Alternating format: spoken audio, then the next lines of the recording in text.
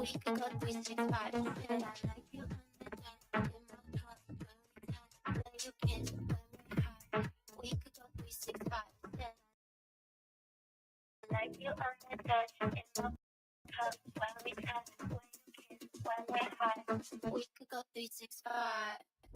We could go 365. And I like you on the touch in my cup when we touch, when you kiss, when we're high. We could go 365. And I like you on the touch in my cup when we touch, when you kiss, when we're high. We could go 365. And I like you on the touch in my cup when we touch, when you kiss, when we're high. We could go 365. We could go 365. We could go 365. We could go 365. We could go 365, 365, 365, 365, 365, 365, 365, 365,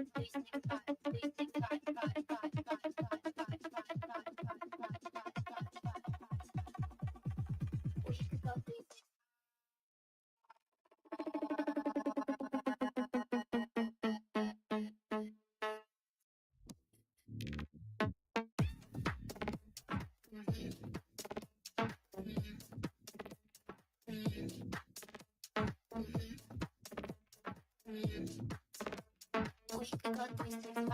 And I like you on the touch in my cup when we touch, when you kiss, when we're high. We could go 365. And I like you on the touch in my cup when we touch, when you kiss, when we're high. We could go 365.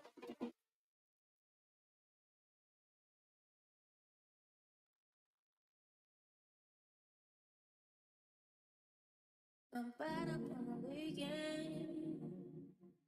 No sitting up on my own. I've been hiding for you too long now, so you don't know. Think it's up, living like prison, you wanna go. Straight to your it's getting real low. Baby, look around now, round, round, round.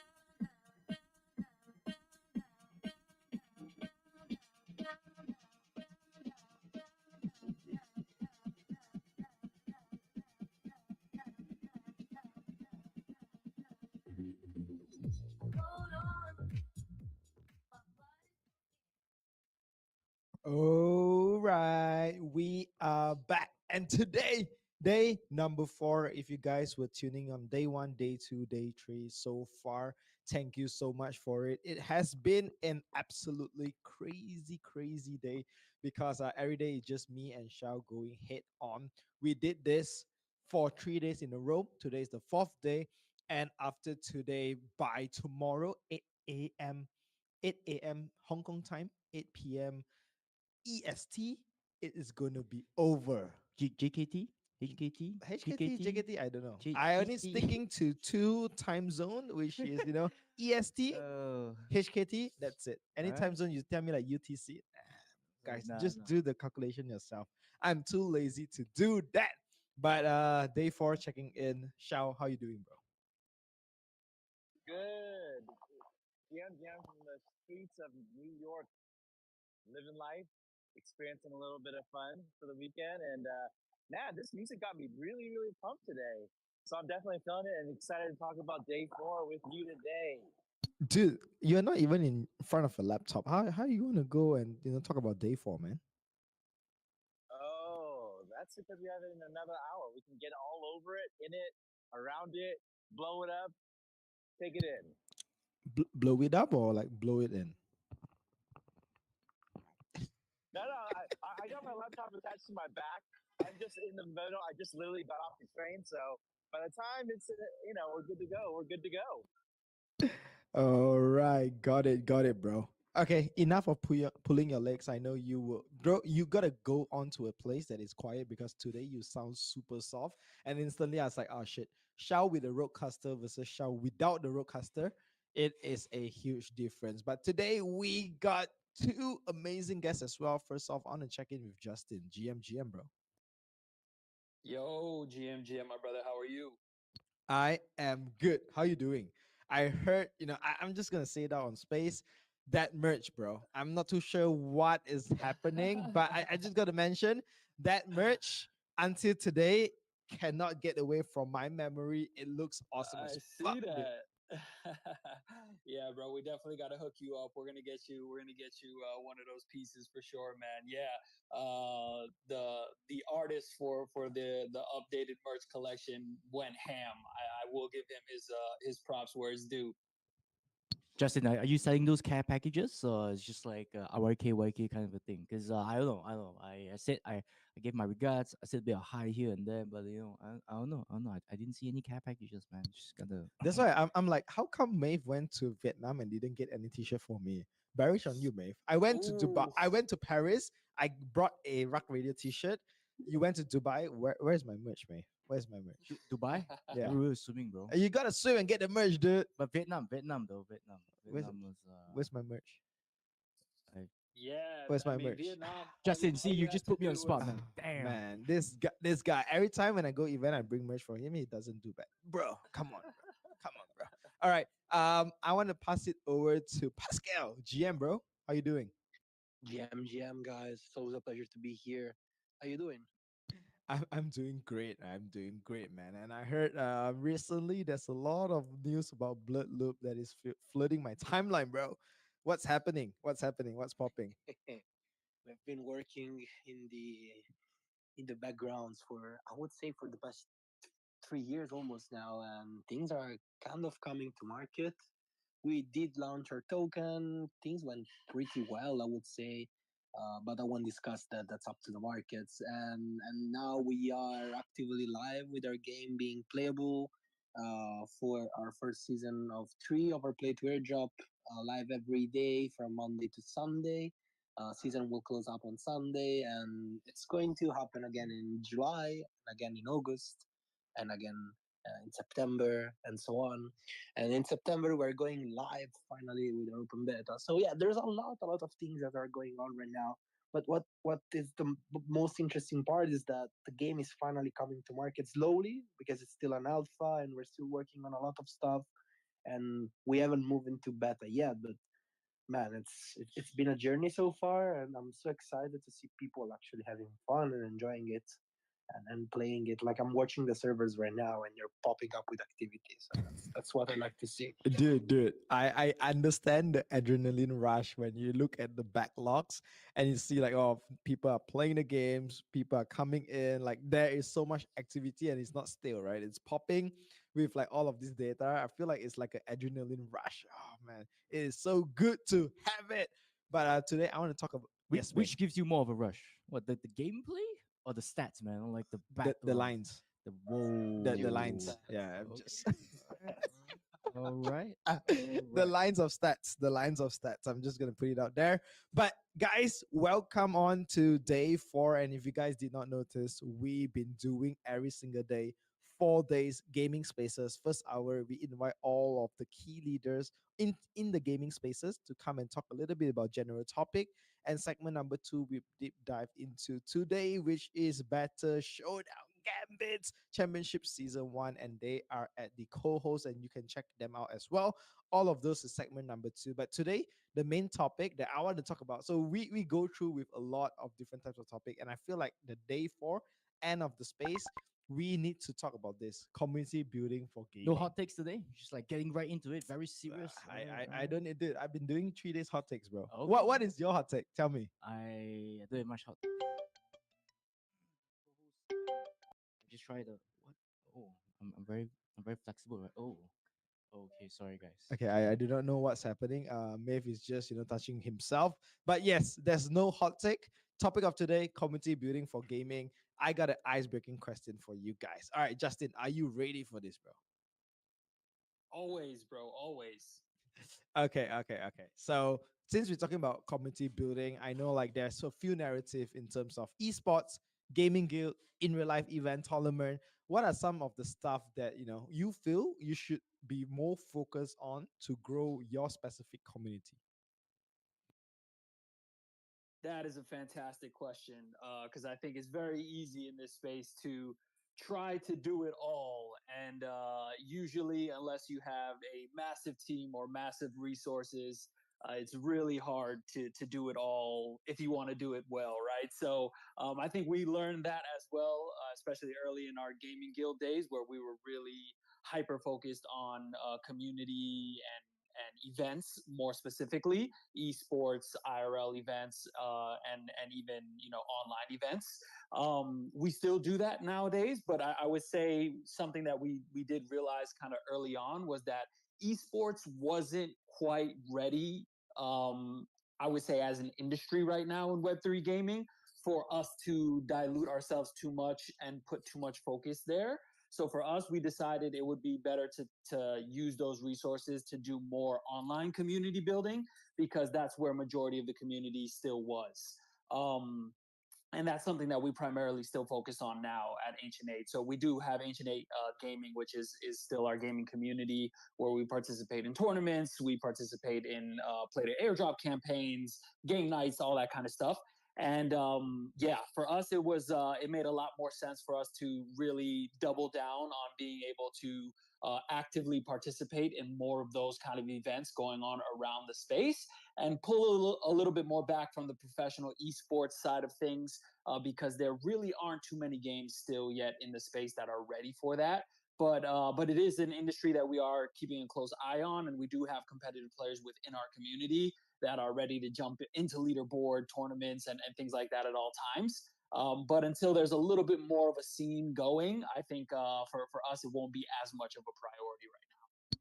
Yeah, I think that is a fire take, bro. But I want to dive in a little bit more because, like you said, you begin with the conversation of saying that someone or even a game can't really focus on everything, right? You really need to choose what's that one thing that your community really likes because every person, the way that they build a community is different. So, what's one thing that you guys tried and it's like, nah, I don't think this works for our community. We need to pivot right away. Is there a moment in with your time in Ancient Eight that happens? Yeah, so I would say that there's probably two core moments. One would definitely be from the esports side of things. We had a professional esports team playing Axie Infinity for the first few years of Web3 gaming really like taking off. And this pro player he went to like some of the the biggest regional tournaments happening in Southeast Asia, and he's still a pro player to this day. I believe he's playing on YGG's guild now.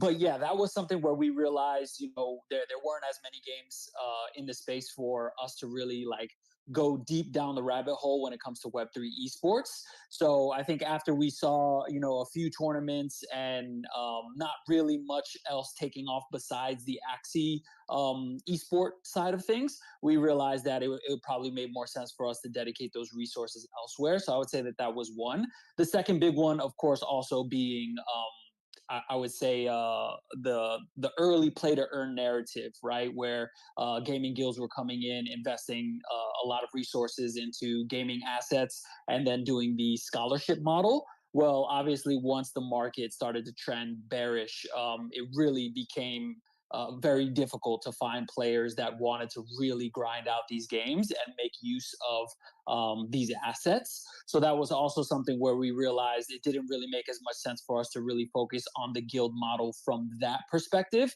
but rather to focus more on games that were doing tournaments and leaderboards and those type of activations, because there was much more opportunity for players to actually be able to play and earn via those type of events versus just simply grinding the game and trying to turn profit from, being I would say like an economy type of player.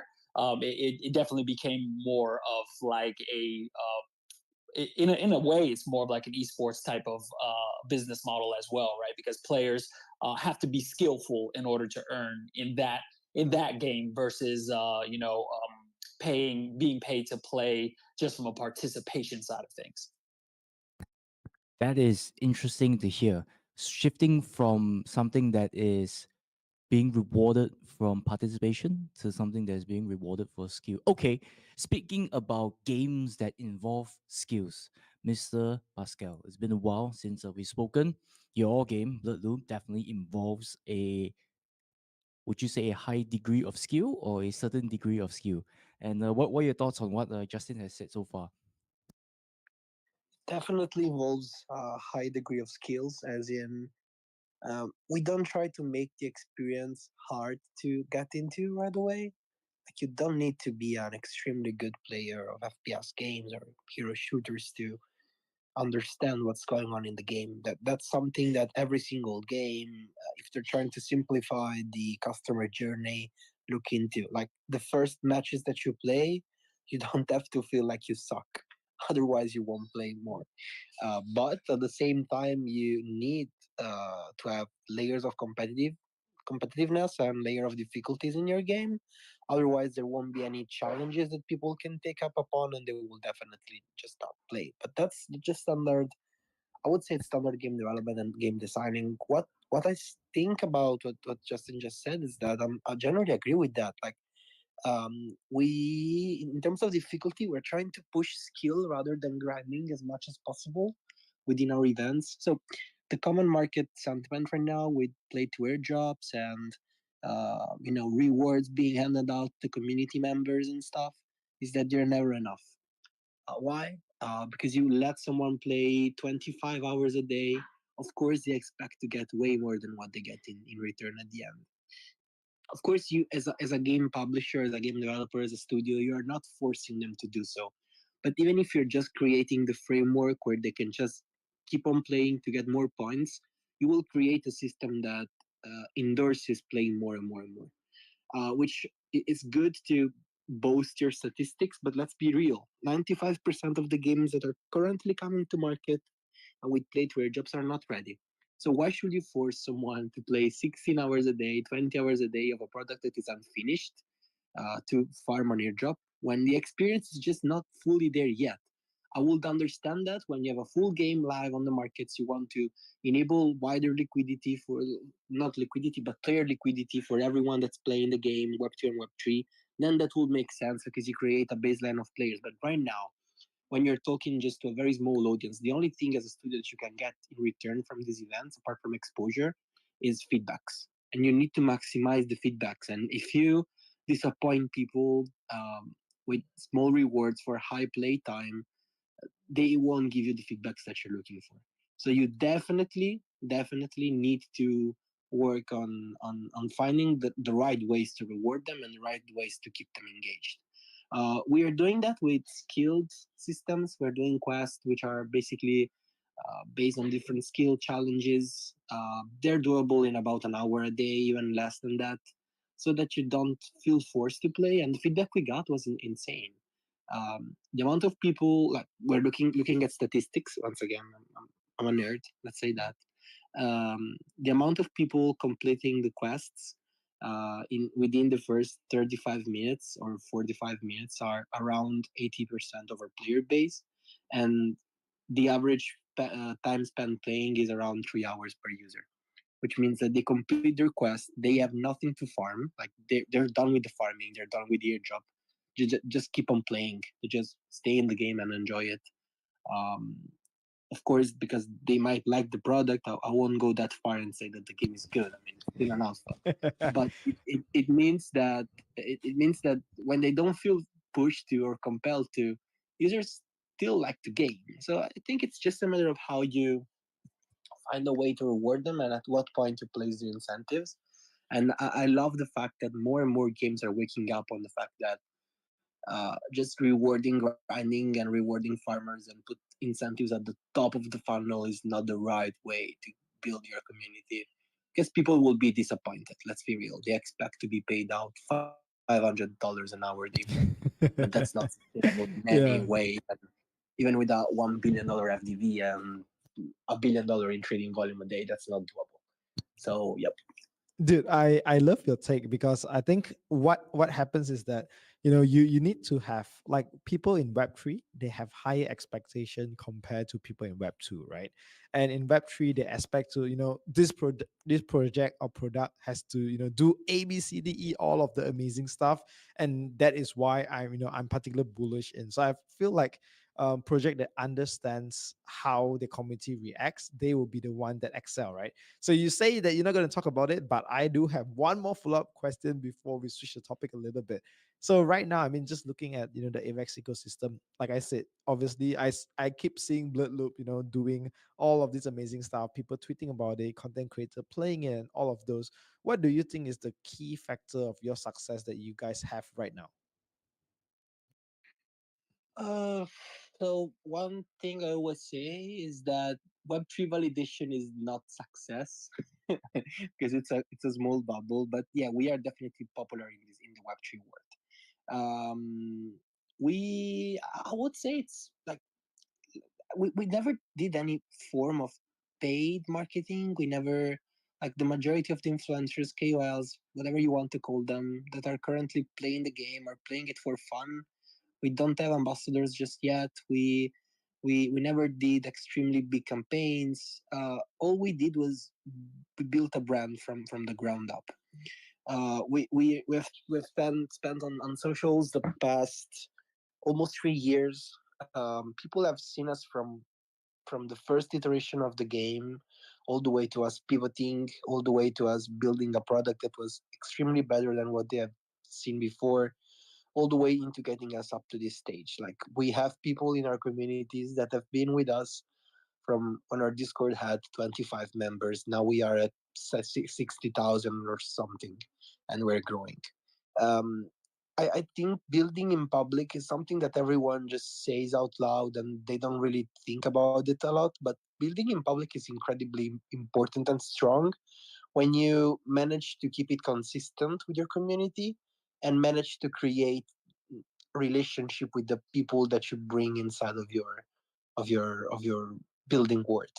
Um, the major thing that helped us in terms of achieving easier popularity and the consensus that we were doing something great on Twitter and on socials was networking, which in Web 2 is boring, but in Web 3 is interesting.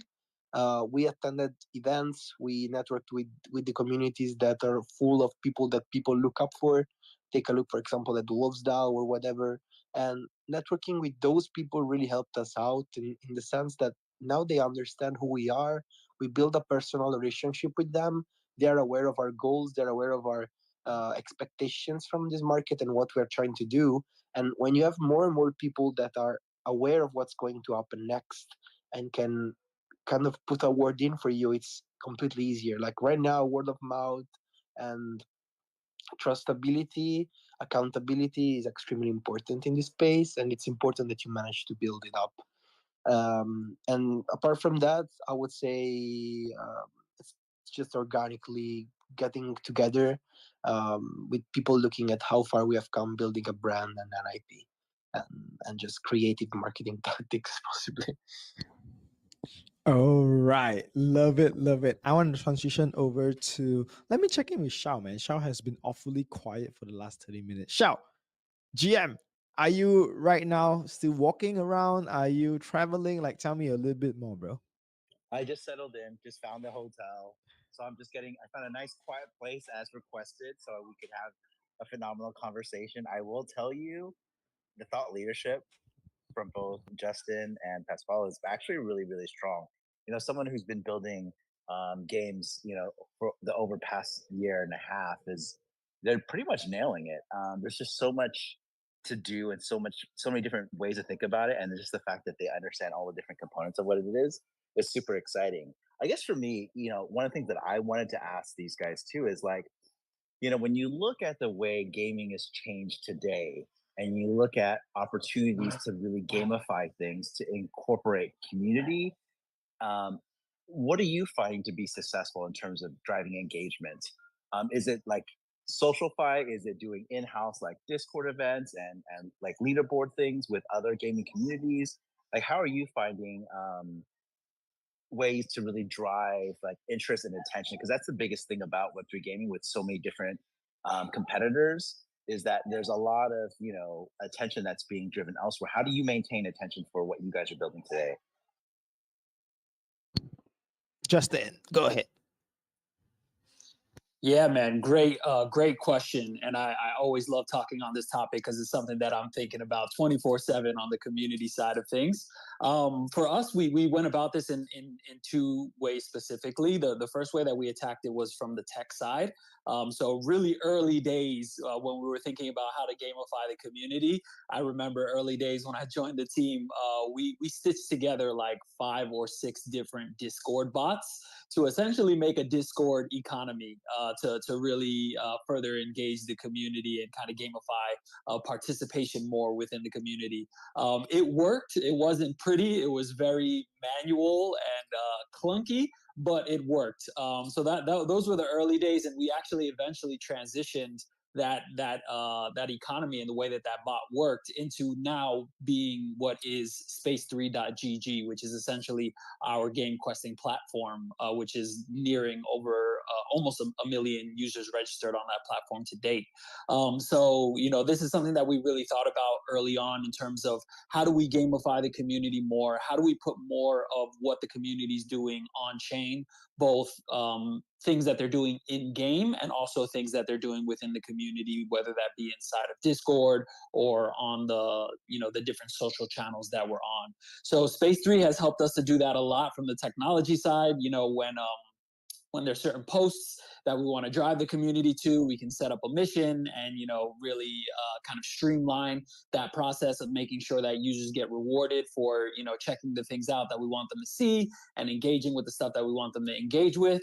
And then furthermore, from the gaming side, when we want to get players actually in a game and jumping in and seeing what teams are building and working on, we can also do that through setting up missions and really track players' progression and kind of track more of what they're doing actually in different gaming ecosystems. So from the technology side, that's really where we kind of put a lot more focus, and I'm really glad that we chose to do that early days, because now that's really helped us a lot now on the community building side.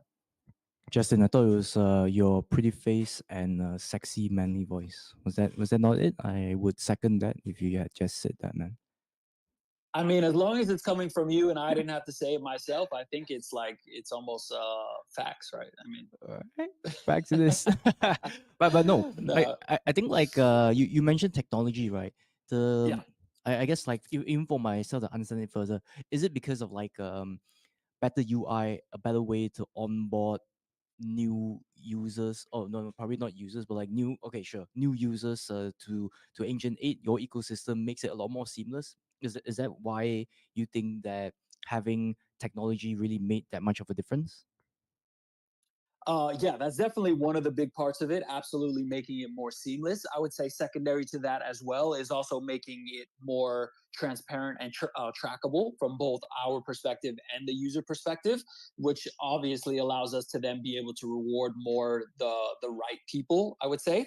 And trying to do that, early days with a Discord bot that wasn't really, or multiple Discord bots that weren't really meant to serve that purpose. It was clunky and it was kind of difficult to really track the data really well. And that's really why we decided to start building the tooling ourselves, so that we could really focus on tracking the things that we wanted to track and the things that we realized were going to be important, especially as we started to move some of that data on chain in the direction of helping players to build their on chain identity, if you will. All right, that is amazing to hear. I think that's given me a lot more context, actually. So, same question, throwing it to Pascal, because do you want to touch about SkillFi right now? We get to that in a short. Yeah, we can throw it to Pascal first. Pascal, go ahead, man. Shao definitely Um, wants to hear your opinion on his question. so in our case, social fi is interesting. Questing is interesting. It's a great way to instrumentalize your community. As in, they are good vectors to get your message out to the socials and to get them to speak about you, because people often don't want to post about stuff or retweet about what you're doing just because they feel like they will ruin their Twitter list or their profile, and that's just standard user on social behavior. But at the same time, I'm against social farming and everything that's been going on for the past uh, couple of months with completely fake engagement statistics and numbers that are out of the roof that completely ruins even your like you don't know what works and what not when you're farming numbers.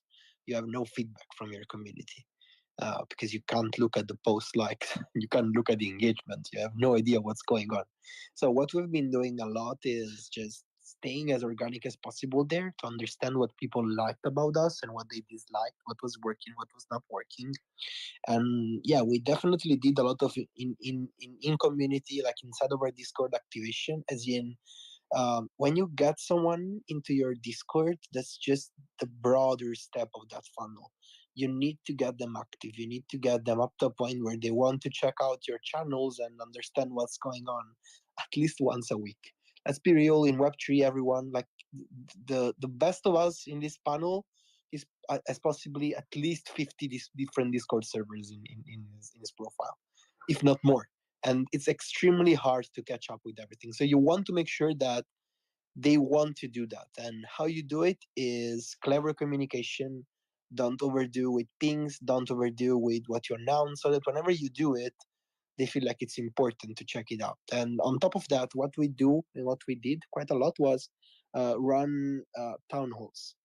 Basically, community meetings where they get to come up on stage, ask us questions, be updated with what's going on inside of the ecosystem and what we will be building, what is coming out next. They can put their feedbacks out there as much as they want, and we even had some hot conversations and some spicier ones with people complaining or with people with their kind of hot takes that wanted to be addressed. And that's interesting because when you really stand out to your community and you're there to absorb their feedback, they feel like they've been heard, and it's important that they get heard because overall that's going to be the people that play your game, that's going to be the people that stands out with you and will rally behind your back whenever something is happening and you want their support. So you want to make sure that they feel like they're included, and we do that as much as possible. And another thing that mm, like of course I'm just covering the minor things that I think really makes a big difference is of course the basic community building is just make sure you get the awareness out and you get people to look at what you're doing. But with the one thing, and I will close up with that, that we do that I really think is makes a completely big difference on how people perceive you is the fact that we are active in the chats, like as the core team, not as moderators, but the core team, myself, all the co-founders, and even part of our development studio whenever they can. We chat as much as possible. We provide feedback. We provide support. We provide answers, or even we just chat, like for the sake of chatting and creating a relationship. I'm daily active in our holders chat, and generally speaking, I'm trying to be as active as possible in our general chats as well. Because when people see you engage with them, they feel like more close to what you're doing. Like you don't see Riot Games CEO coming in the chats in our Discord and chatting up with you.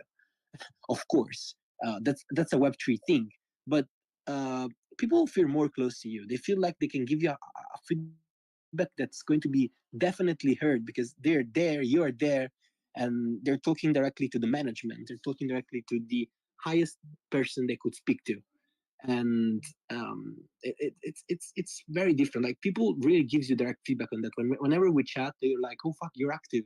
The team is in the chats. The team is answering. This team is going somewhere or whatever." I don't think it's like that big of a difference in the sense that uh, if a team is building and shipping, it will build and ship anyway, but people feel more close to you, and it's important. Yeah, 100%, man. But do you think it's a double-edged sword because like you always been active, and every time because you are active, people expect you to give them the answer, right? And so like, once for example, you get super busy and you do not have the time, and then people's like, "Oh, how come?" Pascal is not that busy, that active anymore. I want him instead to tell me, not you. Do you foresee like these kind of problems happening? Yeah, yeah. But the more you're active, the more they want you active. Yeah. That's The classic standard by dilemma, people. man. The classic Yeah, dilemma, bro. Because I get it, exactly. right? Like if I go on to a new project and the founder itself explain it to me, I'll be like, holy shit, right? He's putting attention. But then you take me and then you times 10,000 times, like it's gonna rip you apart, right? So I feel like the finding the fine balance of how do we Yeah, juggle yeah, this yeah. is, dude, it's so crazy. How are you It's managing your hard. time, man? Town halls, bro. He was like No, popping alpha town I no don't halls. manage. townhouse, no sleep. Like what? Yeah, Tell me, bro. I hard manage my time. Hardly manage my time nowadays. No, but it truly depends on what we're running and on the activations that are going on. Like right now, we have our play to a job. I'm awake around 18 hours a day. Whether when there are less activation or less, at least intensive ones, I usually just try to work within the 8 to 12 hours mark. Of course, there's no uh, 9 to 5 in Web3 when you're a founder, but I'm happy with what I'm doing. So it is what it is. Um, Dude, with the community side, I try to be at least active on 1 to 2 hours a day. As I said, I'm active in the holders chat. There, they can ask me whatever they want. In general, only during activation and whenever I have time and I know that I can stick there for at least an hour because they will keep on asking me questions. Otherwise, I will just leave it to the mods. yeah, man. I feel like if you are in Web3, guys, you are not living at 24 hours, but instead on borrowed time, which is 30 hours a day. That is what the time that we all are living in. But quick question to you and also to back to Justin is this, right? What's one thing right now in Web3 gaming you hate the most? Hate, I Yes. think, yeah, Okay, definitely maybe hate is a strong word. The show is giving me like a no, reaction. no, It's no, like no, no, no, no. Disagree. There is, tone it down a yeah, little no, no. bit. There is something I hate, like definitely hate, which is again the engagement farming, the social farming, the hashtag farming, whatever it is. Like I don't know even what to call it. I don't like that, like at all. It's ruining. Look, I'm a marketing guy, and I look at stats, I look at data, and I try to understand what the algo is doing. I try to understand how posts are getting on the timeline, who's looking at what, why something is growing, why something it's not growing. And when you do this type of stuff, the algo gets fucked up.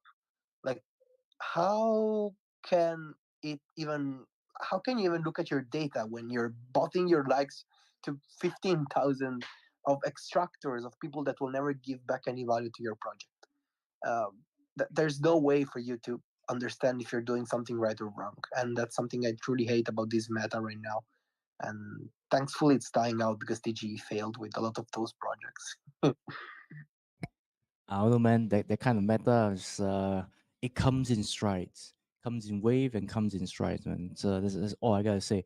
But Shao, I hope that was satisfactory for you. Well, I had a quick rebuttal to that though. When you talk about these games having tokens and their ability to get onto essential exchanges, these social metrics are extremely important. That literally is what's required to actually even hit the KPIs needed to even be considered. How do you navigate around that? I mean, there's a difficulty with that. In addition to like you can measure engagement based off of like Discord versus Twitter. So there's lots of different ways to kind of chop and change. I'm kind of curious to your thoughts of like at some point in time, if you're considering TG, how do you not do that given that it's part of the requirements of again getting on central Yeah, exchanges? so we did TG 10th of June. um we were actually one of the few gaming projects to reject the listing on Bybit and a couple more bigger ones because of the terms that they're offering right now. Definitely social farming has like inflated metrics has been something people exchanges have been looking for, but I have to say, I have to be honest, things have changed shifted in the past month and a half. They're mostly looking for player activity data now. At least the serious exchanges, because if you're a gaming project, that's the only metric they should be looking for. Like, who's playing your game? Do you have people playing your game? If you have not, maybe it's better for you to wait a bit before TG. But I think there's a misconception in this space that exchanges are extremely important when you launch a token, when in reality, I don't want to say too much in the sense that there's a lot of shady stuff going on behind exchanges. If you follow Sam Stefanina here on Twitter, he definitely covered a lot of things in a couple of posts with founders just giving him information about listings. But currently, listing a token on an exchange is more of a loss and a minus expected values than a plus expected value for a token. And projects should start to realize that and kind of navigate around that. We personally, like, we avoided a lot of bigger ones because of the terms and like asking us to do an idea what half of our valuation, dropping 3% of our supply to them and waiting for them to distribute however they want. Millions of dollars of deposit with insane price multipliers being requested in a market where you don't want you won't hit those multipliers and that's guaranteed. Man, it's harsh and it's definitely ruining the launches of a lot of games. Like, take a look at tokens launched on Bybit versus token not launched on Bybit in the gaming section, and you'll understand what I'm talking about. And it's not just Bybit; it's a lot more exchanges. So yeah, This is interesting. I will Yep. say it's really interesting. You're really kind of giving the opposite narrative of what a lot of other projects and programs are doing. So it's good to hear the alpha. And I actually sent you a DM. I would love to learn more, but this is super interesting. This is not what we're hearing on our normal gaming spaces takes. Yeah, the normal gaming spaces be like, guys, please pray to the god of Binance that they will list me. If not, OKX. If not, Bybit. But yeah, actually, what you say is true, right? I mean, like, obviously, some people just want to drive hype, and then if you know that you are listed on the bigger exchange, then obviously they have much more user that will come in and buy the token and all of this stuff. I do understand that part, but what you say is super interesting, right? Because if you just want to look at tokenomics, getting listing, I know that tier one exchanges do actually charge a lot in terms of like total token percentage allocation and stuff. And if you were to go out and list in like maybe 3 to 4 of the top tier exchange, holy shit, you are actually giving away a lot of free money, which you're not really sure what they would do with it. Sometimes they want to profit, they could just dump it on your ass and stuff like that. So that is a very good take. Quickly, quickly over to Justin, man. What's one thing you hate about Web3 gaming right now? Yeah, some great takes, man. By the way, I think I would also agree that social farming, but from a different perspective. I'm a little bit over the social farming that a lot of the influencers of the space have been doing, and I feel I can speak on this because I'm very much a mini influencer in the space as well, and collaboratively work with a lot of these guys, and I just really hate like the kind of like doom posting type meta that's been happening, especially in more of this down trend that we've been in the last couple weeks. I just really hate when people just go the route of, and maybe it's because they're bored or whatever the reason may be, but go the route of just going to straight doom posting to try to like boost up engagement on the timeline, start conversations where conversations don't even really necessarily, they're not valuable conversations, I would say. They don't push the space forward in a lot of cases. I'm all for healthy conversations that don't have to be in agreement with each other. I don't think everybody has to be butterflies and rainbows all the time in the space either. But the difference of when people are targeting a real conversation versus when they're really just trying to pull reactions out of the community and really boost numbers and engagement a lot of the time. So I really kind of I feel that that's more of a native crypto influencer type of gig, and I kind of hate to see it leaking into the gaming side of the space. but it's hard to set, to draw a line in the middle of this industry because there is so much crossover, and we are starting to see the tactics of the traditional crypto industry start to come into gaming now. And I guess it just kind of is what it is, but I don't love it. That's for sure. Yep, yep. I think it's pretty standard, right? That every industry, whether you're in gaming, whether you're in, art and artist, whether you're in NFT, DeFi, a lot of like, the next step is really for people or enthusiasts to try to make I would say, an influencer or content creator route from it, right? And you see, like, over the days, usually it's gonna be a narrative that is really hype. Like right now, we get like specific blasts KOLs that is like, all right, you know what? I'm a content creator, but especially for Blast because it's the yellow chain. And then right now, when Blast is like taking a hit, the airdrop is not 10 USD, it's like predicted. And then suddenly, they are the ones that fought it. And it's like, bro, come on. The last 5-6 months from Blur and onwards, you are pushing it really hard, and you're like, this guy fails in the airdrops. So it's like really the real ones, I would say, is sticks, and the people that faded, they gone to the next narrative, man. Who knows? Maybe gaming. Maybe they're coming to gaming. Dude, Justin, what happens if like all the creator got flooded and then they change like suddenly right now from Blast? I'm like a gaming content creator. What would you feel, bro? Well, I've seen it already. I I've know, seen I some of know. these. That's why I'm asking you, man. Yeah, yeah, no, for sure. I've already seen it. I've seen some guys come over to gaming already, and you know for a fact that they haven't been in the gaming space prior, and just kind of jumping over because they've kind of worn out their welcome on the other side. So yeah, I expect to see that actually. And in some ways, I welcome it, because if they can bring attention at the end of the day, attention is good in this space, no matter what. But I think I have so much more respect for influencers that know how to gain attention through other ways, through real constructively criticism type of posts, things that really help to push it, push us forwards, because I think that type of criticism is needed in a lot of ways in this space. We do need to talk about the shortcomings, and I think that there are ways that we can absolutely do it in a productive way. And I love creators that are able to do that, like really, tap into that and start those healthy conversations that help us drive things forward. So yeah, I think there's a way to that. There's an art to it. It's hard to do, but the guys that can do it are definitely special. The guys and the girls. Pilk, it's called temporary specialist. You're like, I'm gonna specialize for the time being Until the airdrop season's over. Like until the airdrop. then I will decide whether I'm a specialist. No, I'm still a specialist, but I switched the narrative. Switch to her. All right. One final take before we wrap things up a little bit. I think maybe you mentioned about skill Skill fight. fight, yes. Yeah, we gotta talk a little bit about skill fight, digging your brain a little bit. All right. So Pascal, are you ready? When you hear the word skill fight, what do you think about it? Honest take only, bro. Rewarding user based on how strong they are. Yep. So skill fight, talk is really like, seeing right now you have players and then you have really good players. So how do you incentivize like really good players? Do you think like games should adapt this sort of model?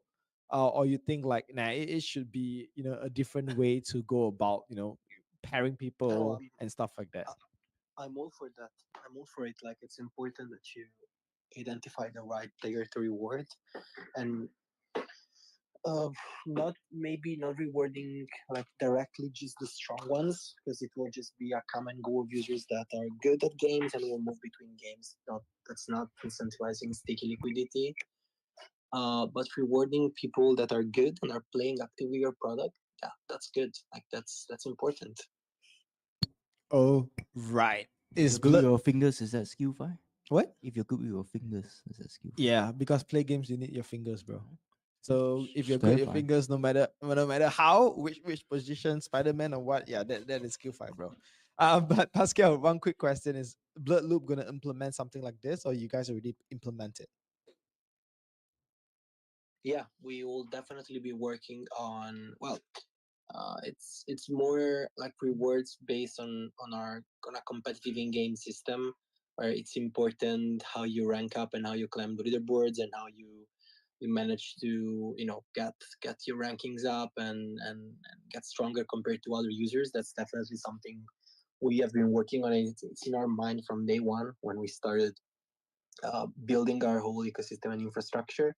So yeah, definitely it's something we will be exploring a lot more. We always said that we're not a play to earn game. Like it's not a game that you play to directly get rewards. We don't have an inflationary supply. We don't have an unlimited amount of tokens that we plan to give away. As in, every token that you give away is actually marketing spend, and you should look at it as even if you're spending dollars because you're extracting liquidity from your ecosystem, and it's important that you spend them wisely. But what I always said is that tokens are a great retention incentives in Web3. And if you manage to find ways to reward the players that are putting in the work, playing 25, 30 hours a week just to get strong in your game and get better and rank up, like people are doing in League of Legends, playing 10 hours a day, then you definitely hit the nail. Like you definitely hit the spot and give the people the right reward, the right people the right rewards. So we're definitely working on that. Yes. Oh, right. Justin, how about you, man? Skillfy, what do you think? Well, the first thing I think of when I hear SkillFi is I'm definitely not going to make a lot of money, so I get a little bit sad. You get Uh, it's like Skillfy is not for me, dude. yeah, Me and you, we are in the Switch the same boat, topic, bro. man. We are in the same boat, brother. I thought this was a whales game. I could just throw money at something and there was a way for me to win. But you're telling me I need to be skillful now, then I'm out. No, all jokes aside, I think it's a necessary thing for this space to really move forward, and I like it because there can be skill determined at different levels, right? I think that's the important part about also like game economies having like an MMR system of some sort where it matches players that are of a certain level together. So that you're not playing against dudes that are just wrecking you all the time, and you can actually enjoy your game experience. Because I have, spawned into games where I'm just getting absolutely destroyed like the second I spawn in, and that's obviously a horrible experience for anybody. So as long as there's those type of systems that match players against each other, and then it's who's more skillful at a similar level, that helps for SkillFi, I think, to exist at all levels, so guys don't have to be super pro to enjoy themselves. But on top of that, of course, it also really helps for managing the distribution of tokens and making economies much more balanced. So I definitely think that this is the direction things will continue to trend, and I think that this also allows for kind of an evolution of esports as well to exist, where you don't have to be a pro player to be able to enjoy a game and potentially win a little bit of money from it, whether that be through a tournament or just through organic gameplay. There may be an opportunity for the casual player to still get a chance to experience, winning something at a, at their peak level. Yeah, for sure, dude. But no worries because if Skillfy is implemented, I'm pretty sure there is a good AI pairing, and me and you, we will pair together and we will compete like who is the worst Skillfy player in that particular game, and the worst would also get a prize for that. So Justin, no worry, got you sorted, bro. All right, guys, this is a wrap up of the first segment, which is day number 4. If you guys keep joining the space and thinking about what is Pew talking about day number 4, guys, I'm gonna get into it because it is a heated discussion between me and Shao, and Forza is already losing out because he's not here. But shout out to Justin and so Pascal. Thank you so much. You guys are amazing. Fire tick as always. It is a pleasure to have you guys on the spaces. Dude, these guys, man. Do you see when they throw in the heart shape? Because Justin Ancient, it is green, his heart is green. And Pascal, because it's building on AVEX, the heart is red. It's like, hey, Branding on point. branding on point, bro. All right, guys, I'm going to play some tunes while we go into segment number 2 to tell you all about the competition. And it is a $50,000 giveaway. And so it's going to be massive. Just to give you a little bit stats of what happened, right? Day number 1, which is Tuesday, the first 30 minutes itself, we have 25K volume traded. Yesterday, I check in was 80K, and today, this morning, before I came to Ethlas office, basically checking it out, and they show me the stats. They have a Dune dashboard, which Shao, I'm gonna show you as well. It is amazing to see all of this volume traded, and you could see like day one, day two, day three. Right now, is up to 100,000 volume total trades as well. So people are excited because we are coming to a close of the game. I think in the next like what 12 hours, we will officially close the competition, and the top 50 for people who are trading, top 50, top 100 players that is playing the game, you guys will get these cash prizes. All right, tune time coming back, and we will go into the deep discussion. Leave my ass alone. Bitch, go get your ass a job and leave my ass alone. Bitch, go get your ass a job and leave my ass alone. Bitch, go get your ass a job and leave my ass alone. Bitch, go get your ass a job and leave my ass alone.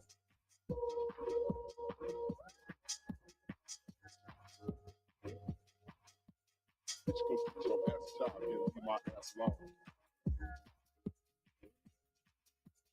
Bitch, go get your ass a job and leave my ass alone. Bitch, go get your ass a job and leave my ass alone. Bitch, go get your ass a job and leave my ass alone.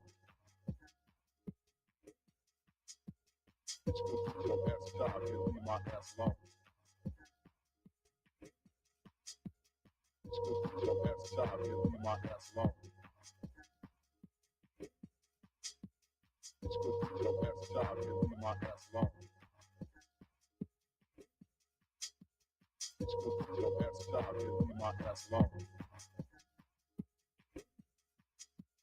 Bitch, go get your ass a job and leave my ass alone. Bitch, go get your ass a job and leave my ass alone. Bitch, go get your ass a job and leave my ass alone. Bitch, go get your ass a job. All right, guys, we are officially back for the last hour of day number 4, and it is absolutely popping. Shout, just look at the number, man. On the live stream in StreamYard, total distributed 920 people actively listen live because you know what? They know something is about to go down. 50,000 cash prizes, 50,000 giveaway to be given to the winners. Oh man, I'm excited. You know why I'm so excited? Because I already knew that I would not be a part of this because I talk too much and I'm not even trading at the moment. But Shao checking in, looking good without like the Hawaii background. So what's happening? Where are you right now? Tell me more. What are you doing in the New York City? Are you going there to like support Trump? Why isn't your cap, make American great again, bro? Wow. We went from a game fight to a political fight. So, it's all good. No, I'm actually here. I have some family that came out to the East Coast. So, spending some family time touching grass, enjoying life. And obviously, Web3 never stops. We definitely couldn't miss day four. Day four is some of the biggest things going on. The amount of trading, it's so insane. You're seeing a lot of the players who's got a lot of wells who've been doing, they just keep stacking on stacking. They're just going for trips and trades and flips, and it's kind of insane to see. But to be fair, they are going to do what they do anyways, right? Because as I scroll down all the way down to 50, it's a big difference. It's a big difference. Okay, You're not just going to see I gotta some cut you crazy. right there. Holy shit. Yesterday, the alpha that we give people is amazing. We mentioned about Milo, right? My Milo Yes, Mi Milo. Liao, Mi Liao, My Milo. Liao, or something. One, two, Meow. three. Mi Liao, right? Which is what? Which is top 4, Yes, yes, right? yes. So Absolutely. apparently Wrecking it it. dude, it is doing pretty well. Yes. No, So it's a player, man. Look at that kill death ratio. It's strong. It's yeah. really, really strong. It's performing, again, outside of the training component of it, the ability to have passive bells coming in with these players gaming so hard and just performing so well. Look at that. Just green across the board, right? Outside of that one anomaly. Yeah. Like you're just seeing so much activity going on, and you're starting to see a lot of that too. I feel a little bad because you would be building up bells if you didn't flip all those and make those trades, but at the same time, you had to get what you needed to get, right? At least you jumped up Yeah. the leaderboard where I didn't have to doom scroll all the way down. Shao, you killing me, bro. All right, let's. So far, I need to check what is my ranking right now. Am I still like, dude? Am I like top 100 or like I'm You, all the way down? I don't know. I'm gonna say that you're probably like in the 80s or 90s. Oh, man. All right, I'm No, 73. 75, 70. Okay, You okay. are 75, dude. I beat your Uh, ass. uh, I beat your oh, ass, bro. you want me to flip a trade right now? Nah. Dude, do not do that. Bro, the only reason why I'm stuck is because I got it on VELS, bro. And you, Yes, if I you know. got it on VELS and you want to make the swap over to WELS, so guys, if you are on the leaderboard as well and you are actively trading, you need WELS, which is on chain, right? Because every purchase you do is on chain. Whereas if you are playing the game, you could use VELS, which is off chain. So after you play, many times you don't really have to keep on signing in your MetaMask and stuff like that. And then once you're ready, you just cash out. You go over to swap here and you just swap it out. So it's really clear, simple. But yeah, I want to go down a little bit, right? So, dude, Let's go. Let's I go. I Let's feel take a like look. so Shao. Right? I'm not too sure if you know, but the competition Uh oh. actually extend a little bit. Oh, So did it? yes, so right Show the now output. Show the it output. it's gonna end your time 8 p.m. EST. Wow, almost 12 hours, I think. Yes. So for me, it's gonna be 8 a.m. EST. So I got like from now till like next morning, no sleep, Make some actively moves. Make playing. some Yeah, make some moves. moves, sell some stuff, buy some underrated, bits and Yes, stuff. some gamers. That is how you get your ass into the game. All right. So you've been dying. I know you guys been dying. I'm seeing the chat. It's like how to win. Hello everyone. 50K with the eyes open. Ooh. How do we do that? Do not worry. Do not worry. I am here, guys. I am here. So first off, let me introduce this. If you guys are tuning in into Binance Live, YouTube, Twitter Spaces, or even X Spaces, which is broadcast, guys, this is your chance because we are finally arriving at day number 4. And like what Shao said, right? Less than 12 hours, the competition is going to close. Total prize pool is 50,000 USD to give away. So, what is this all about? Basically, there is two segments, right? We have the game segment whereby you join in the game. Each time you play the game, you earn a token, you earn some sort of like cash prizes because you keep winning the game, right? But on the trading site, which is the platform, you go to bettershowdown.com. Here you could buy player that is potentially keep winning. And so when you buy their so-called keys or bits in this game, every time when they win, they actually provide you some sort of revenue share. So you earn as well. So I've been buying up a lot. And guys, every day when I wake up, Shao, you know this, right? Every day when I wake up and I refresh and we do these spaces, my virtual ELS just keep increasing because the players that I buy, especially Asher, which I regretted selling him, but he's the guy that keep on earning, and they split it. So right now, trades, if you are on the platform and doing the active trade, basically if you're on the top 50, you are entitled to get this cash prizes as well. And if you are playing the game, it is the top 100 players. So it's like, all right, where do I go and download the games? Do not worry, guys. Go over to airdrop here, right? And hold on. Little Come on, Pete. Lettle go. bro, come down, bro. Come down, bro. Where is the ads? Where is the ads? Yes, go on to swap, right? Yes. Go on to swap. On the right hand side, there is a QR code. Just scan it. You can either get it on Google Play or you can get it on the App Store. And if you're like, oh man, do I need to get tokens and stuff? Where do I go and swap it and all? Do not worry, we got you covered, bro. Because you can actually come over to the airdrop here, and there are some ways for you guys to get some points as well. And go over to the trade. So shout. Are you ready for this, bro? Yes, sir. Let's go. Okay. So the question is this: day 1, day 2, day 3. Finally, we are in day 4. What do you think is the best strategy? What are you testing? What some sort of like the information you had that you want to share with people so that they could make a smart decision before before the competition or the day ends, man? Yeah, so I mean, this is kind of crazy, right? This is now coming down to the margins, right? So this is kind of one of those things that you kind of want to do, and this is a very odd way to look at it. But the reality is you actually have to see how the gains and losses are. So if you see in the first, like the 1 hour section, and you see a big dip on high performers, that's people exiting their positions and really trying to optimize like either their trade status on the leaderboards, or they're just trying to flip in and flip out. So you might want to consider, like right now, you're looking at Ario Dadam, again, high performer, right? You're looking at win rate 81%, 1.62. They're down to 371. And even look at NME right? High performer, it's down to 276. Anytime you see anything below 400, it makes you feel like there's a certain obligation to think about where do you go, because at the end of the day, and again, I understand the leaderboard, I understand the 50K, but you still can be earn potential in terms of the bells. So, like, let's say yesterday I left at 2:40, right? So what was that? Like 10 o'clock, right? 12, 24 hours ago, or like 23 hours ago. Yep. I'm up to 350 now. So I Ah, literally gained almost 100 is bells by letting bro, my bro, players do their thing. is this the dream that when people say passive income, is this the dream, bro? I mean, hey, I didn't think it was genuinely possible, but Battle Gambit Showdown is showing me opportunities. I'm almost kind of like, hey, if I don't necessarily worry about the leaderboard, can I just let these guys keep earning?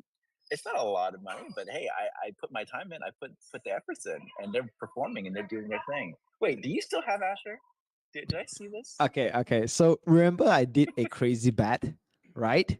Yeah, I yeah, did a crazy bet. So guys, if you are on the platform and you click portfolio, this is basically my portfolio. So it's not that I yeah. only Okay, I buy see. two, but I actually sell like Yeah, five, and sold then a lot. Yeah, yeah.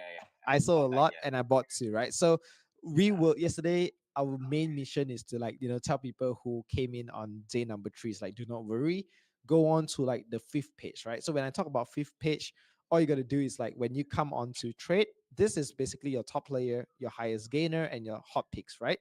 And you go here, you could see like the top player right now, their bids price is 451. And Kitty Menser, Shao has that, which is 480. I used to have Asher Land, which is 450. Yes. And Yes. Meow is like 230. So you could see like all these prices. And Correct. I was just randomly scrolling. I think it was like, dude, I go up to like the fifth page, right?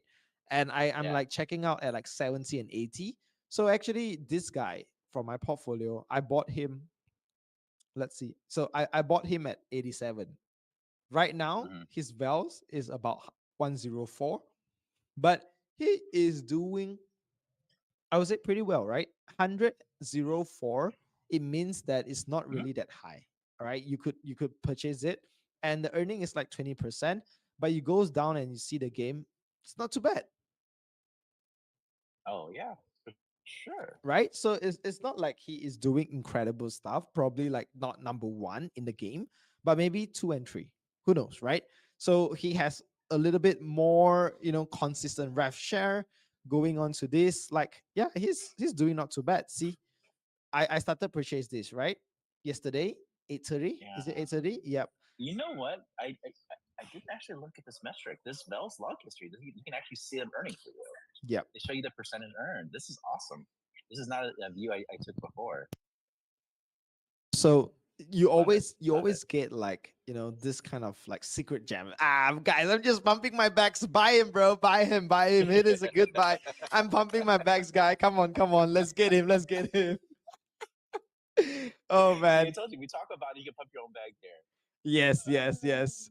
And you know what's funny? Like, dude, people actually pay attention, bro. All right, so you see, I bought him here, right? Yes. There's one that bought him at this price. So as you Yeah. know, the more bits that people are buying, the price goes up. Simple as that.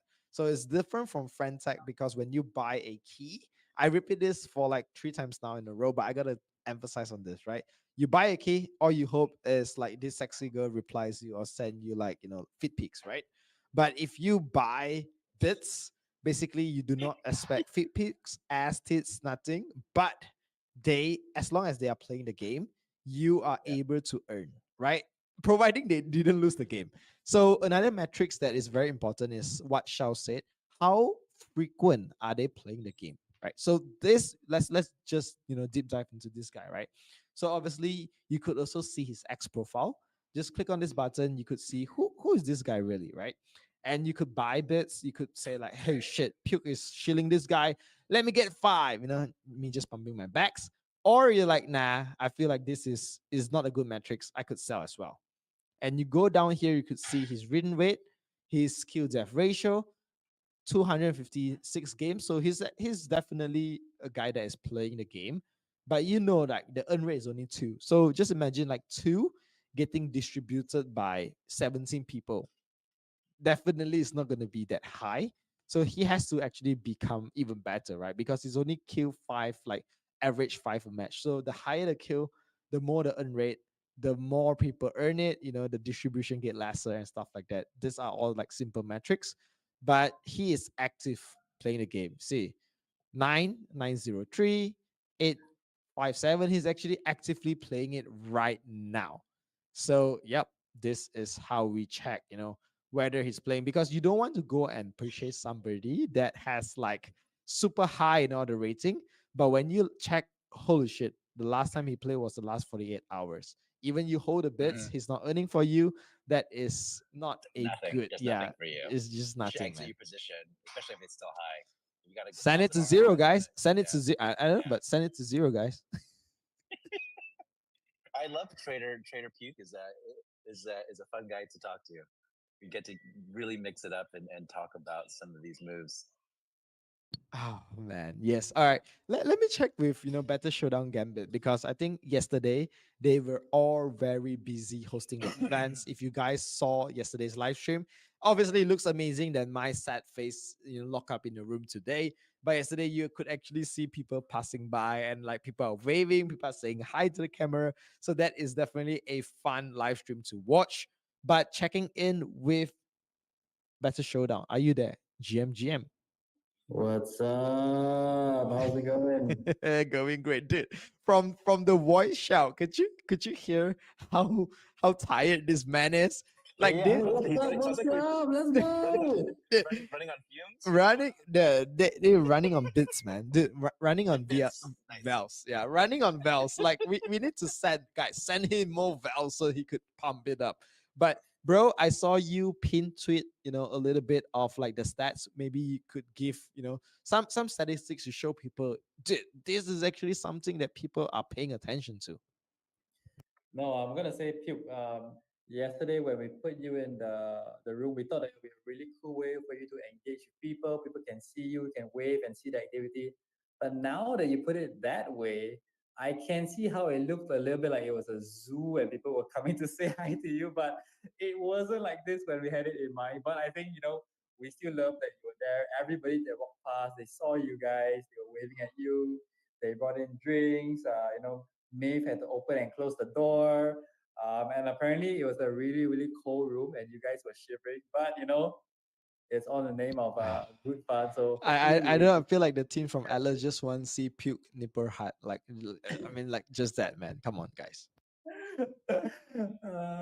yeah, I mean it's all about the bits, right? Anyway, as I was saying about the pin tweet, so just something real quick that we pulled it up. So over the last 72 hours, especially since we started the campaign on 25th of June, man, it's only been coming 4 days, but it feels like it's been a while, especially seeing how the community have reacted, both from the traders, from the gamers. We even did an in real life event where around 80 to 90 people came down physically to check us out. AWS was there, Base was there. This 4 day campaign really felt like a whole carnival fiesta. Even from you and Maeve and the team, you guys were recording in Malaysia, you guys were recording in the event space, you guys are now recording at our office. It also feels like a little bit of a world tour for you. Even Shao, every venue he's calling in from different places, from home, from out, from the car. So I think this has been really, really awesome. No, and I think the results speaks for themselves. We did a quick poll. We saw roughly around 138K trades happening across buys, across sells. An interesting stat is that we saw 4 times more buys than sells. So I think that's also a good sign that one, people are a little bit more bullish in terms of the rev share in the long run. And I think we had this slogan, right? You either hodl for rev share or you flip for cash. Seems like most people are hodling for rev share. In terms of the traders, we saw roughly 500 plus traders. This was something that we saw this morning, and every day I think the numbers are doubling. So I'm expecting a larger crowd tonight. We saw over 2,000 gamers. In fact, initially when we started, we were only planning for 200-300.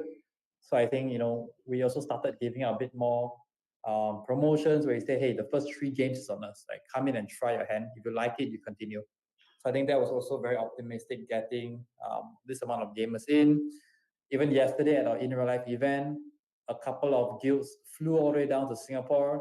They brought their top gamers, and I think during one of our speech yesterday, we even gave some airtime to the top gamer. I think he was like third on the gaming leaderboard after playing 430 games. After I don't know how many thousand kills, he also had to take some off time to meet us at the event, chill with us. So that was really, really cool. And yeah, we saw more than 2.5 million wells traded. And this is really just saying that even if you have yet to start, you still have 12 miles to come in, clock those numbers, make those trades. The 50K prize pool awaits you. And we did a quick infographic based on how we have heard the feedback from players. So really just want to make it really, really simple, right? I think especially as we try and do something innovative and new in the market, you always have to do a little bit of user onboarding and education. So this is really just to share some context of what we've done. But we're in the last lap, 12 hours more. If you're still on the fence, if you're still yet to participate, this is the one last chance to call out. And just wanted to end with one note, right? What we're doing with Gambit platform is to really be the base layer for all of Web3 games. And this 4-day campaign was all purely just on one game, which is our marquee game, Battle Showdown. Our next step is how can we do this, but across the next 10, 20, 30 games. Imagine this, but every week there's a campaign, or every week 3 new games announces that they're on Gambit platform, or one week we say that 5 games can launch at the same time. Now the value of Shell's bids isn't just the value of him playing in one game. He can hop around 5 games. He can play a casual game. He can play a MMORPG. He can play FPS. In the future, we're gonna do trading. Trading is as a game, right? I can buy the bits of Shao the trader on him trading meme coins.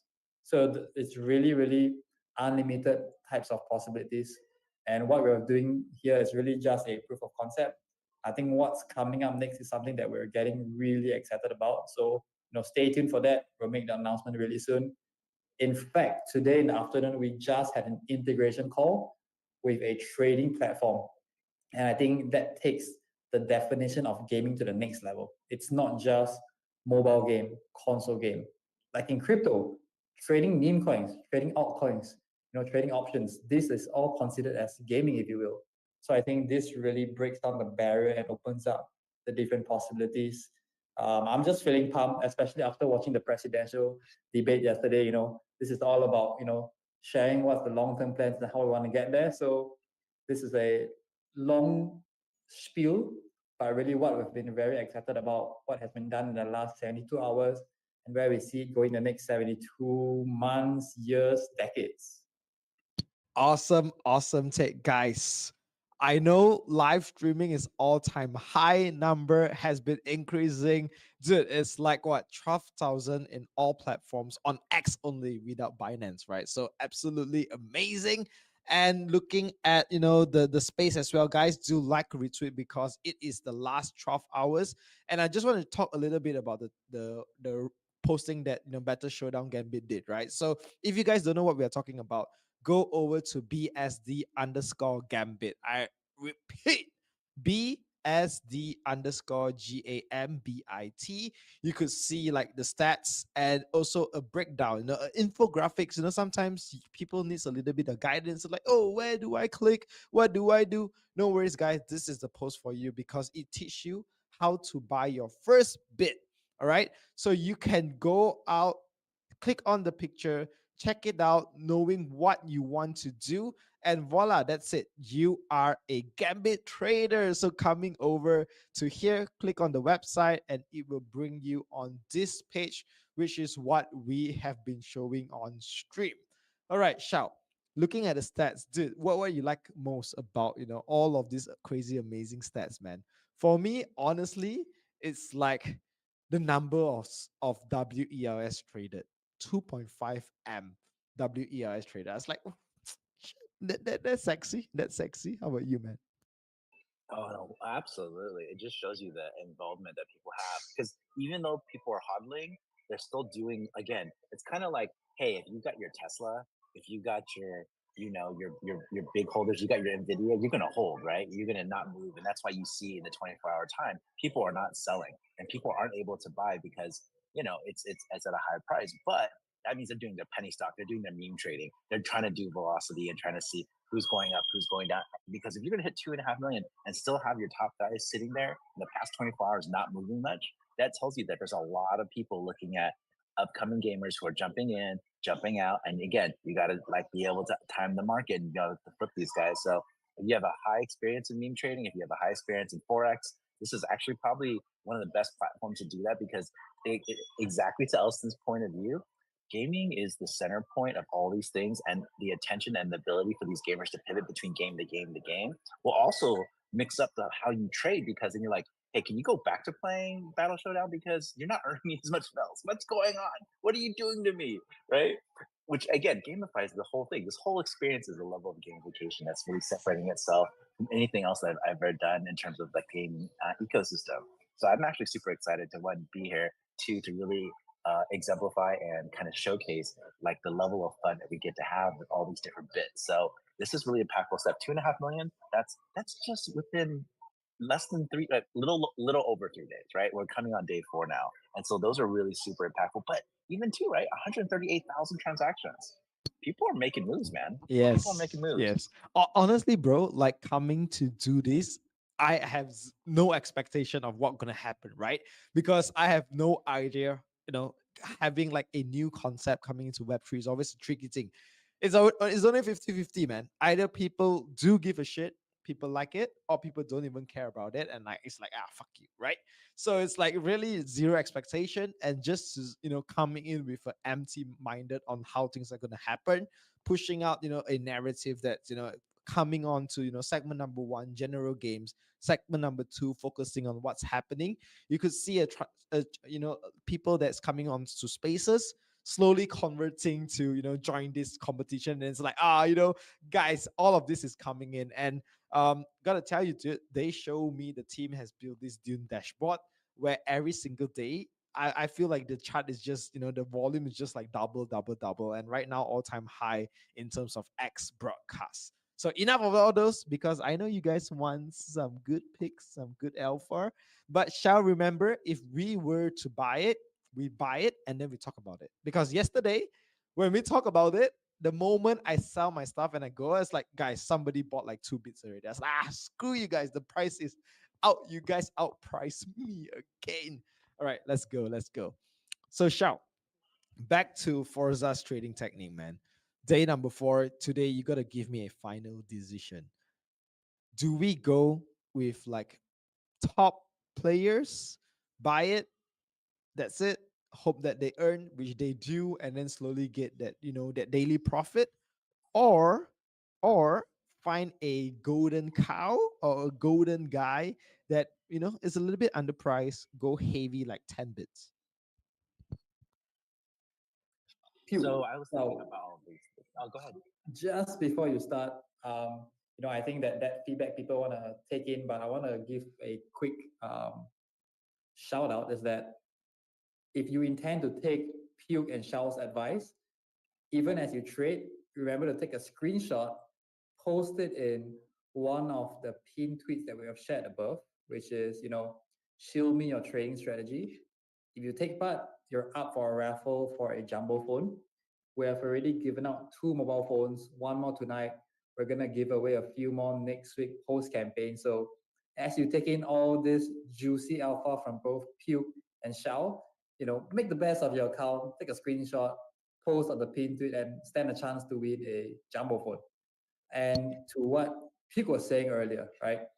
I was sharing with him the Dune Analytics dashboard that we found online, even looking at base scan. We're at 138K transactions. On day one, it was 18K. Shall take a guess how many transactions came in day two?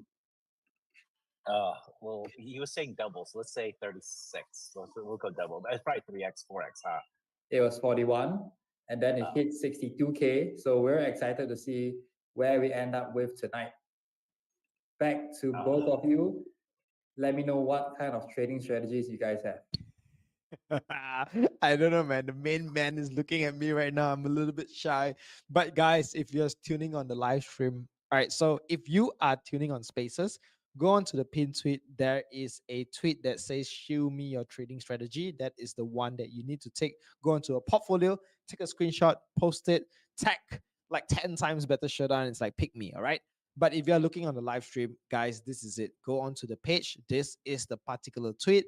And as always, my friend Mr. Leaky here, trying to get a free jumbo phone, which I shout out to him multiple times. Yeah. So this is it. Dude, everybody is joining up. Everybody is joining up. So you got to do it. You got to do it. You got to show people that, hey, I am playing the game and I need this jumbo phone. So, dude, it's that simple, man.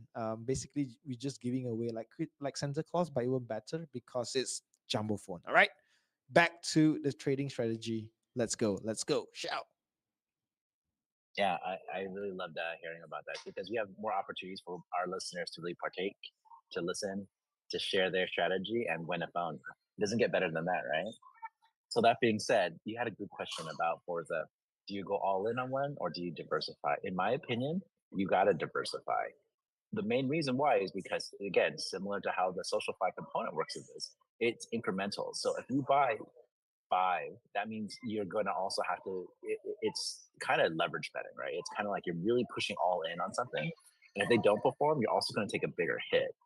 So for me, if you're gonna go, I say go like maybe again 2 or 3 deep.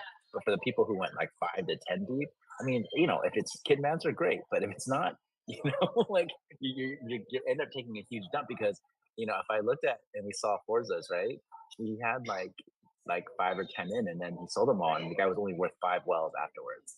So it's definitely not the strategy I would take, especially this deep in the game. I would definitely specify and look at where the underpriced attention's at, where people are flipping out again to grab and hold profits, and then at the same time, that's where you go and you scoop it. I think that's the better strategy now, 4 days in, given that early on it was more about just grabbing as many as you can and dump what you don't have and keep the ones you do have, and then making that happen. But like I said, every single day I'm learning something new.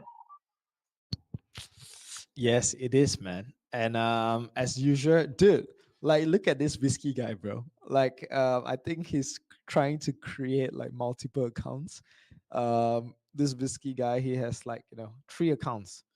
I'm not too sure how he's doing it, but each roughly, his volume, his bits price, how is he doing? So I really do love this all player. Like if you really get familiar with it, this is like a good, I would say a good place to just, see and maybe write down like who are someone in your watch list. I feel like, if we want to, have a slight update in terms of the UI UX, a watch list would be good, man. Shah, what do you think about it? Yeah, in terms of adding additional kind of metric, a watch this would be perfect. That way you can kind of actually watch similar to how you would stocks. This would be a perfect addition to it to me in terms of the UI UX. That's on point. Elston, what do you think? I was just gonna jump in, man. Shao, it felt like you knew that I was gonna jump in here. I was just gonna say a watch list, but even a blacklist, right? With what Puke is showing, right? We want people to be able to make full decisions. And the reason for that, we definitely Blacklist is thought for about it. Leaky, bro. That We is for thought about Leaky, this, bro. and the reason is because we knew that people were gonna come in like this. When we were doing our play test, they were like, "Hey, what if I create 10 accounts and I play 2 different accounts? Or what if I buy my own bit?" So these were things that we knew coming in.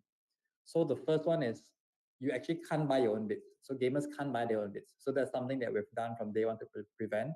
Second is, there's going to be players who starts getting creative.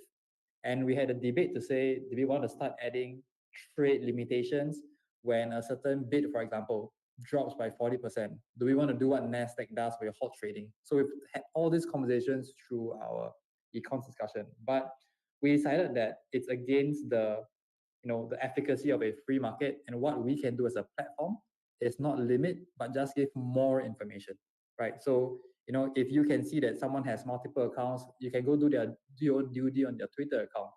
We even tell the timestamp of the last time they log in, right? There's nothing that beats that already. They tell you that, hey, 3 minutes ago they just played the game. We show the match log of every single game. What's the exact number of kills? Which character they were using, right? Is this a range player? Is this a tanky type of player? We show you the Please. timestamp of the transaction.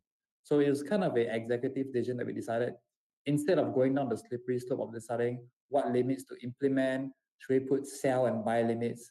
Why not we maintain the integrity of the platform? All we do is give more and more information, and we let traders and gamers decide. In the long run, traders would know that this is kind of like the white list and the black list that I should take note of. Gamers would know that, crap, this is how people are valuing me. It makes more sense for me to just aggregate my efforts in one account, right? There's no point in me splitting my efforts in three accounts. I should put everything in one account, consistency over the months.